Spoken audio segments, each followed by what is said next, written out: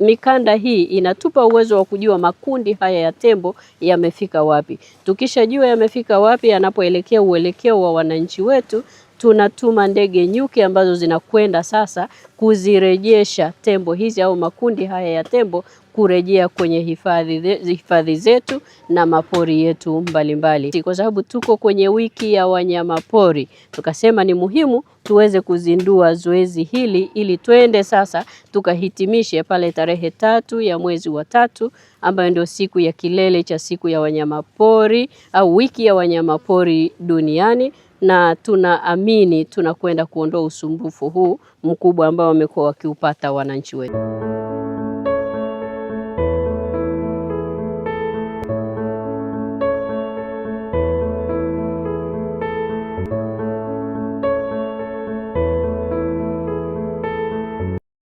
Kauli yangu kwa wananchi ni kwamba, moja, watambue serikali yao iko pamoja na wao.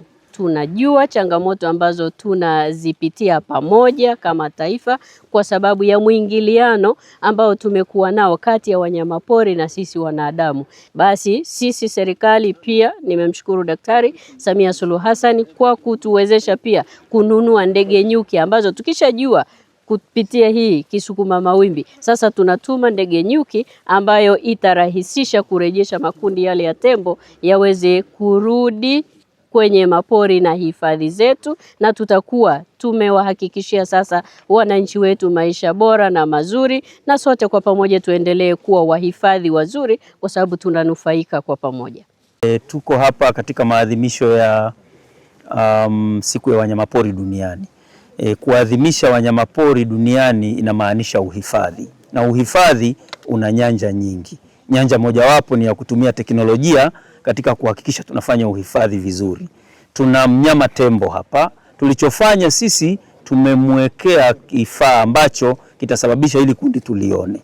Na kwa nini tunawekea hivi vifaa? Ili tuweze kufuatilia nyendo zao, lakini kuona wapi wanakwenda. Na hiki kifaa kinatusaidia kabisa, tunajua kwamba huyu tembo sasa hivi anaelekea kijijini, anaelekea mahali ambako siko.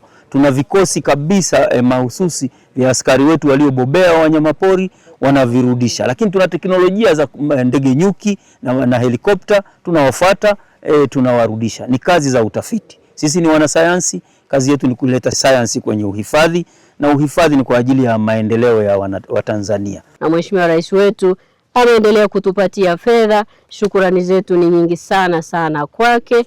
Asanteni kwa kazi nzuri. Lakini mtafiti wetu na mwenye kazi yako TAWIRI, tunakushukuru sana daktari.